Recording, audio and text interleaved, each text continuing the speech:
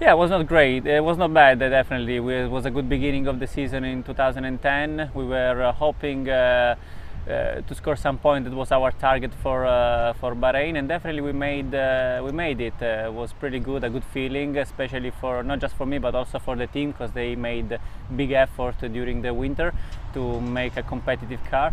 And finally, we made. It was a good beginning of the season. Now we have to look forward to the rest of the races.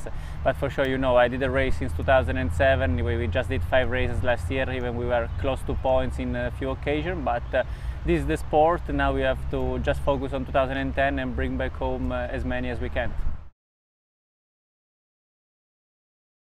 The car showed really good performance in both condition, race condition and qualifier condition. In Bahrain, there are just possibility for 10 car going into Q3, and I was finishing 12. We had a bit of traffic in Q2, that's why we didn't manage to get into the third part of the qualify. But 12th position was not too bad for a start, and even because we could choose the tire to start with, we could start with new tires. So at the end of the day, it's not such a bad position to start, even though you always aim to go into Q3. It didn't happen for some traffic in qualifying, but we still looked strong and we were optimistic for the race.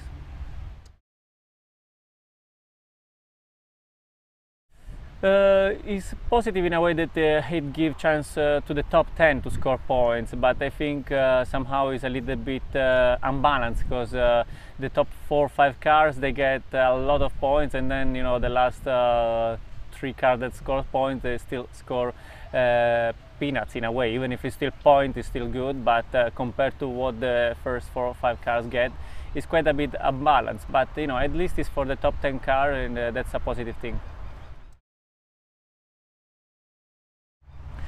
I really like the Australia race. I always have been pretty competitive here, and I think this year with our car that will suit more the race, this kind of circuit condition.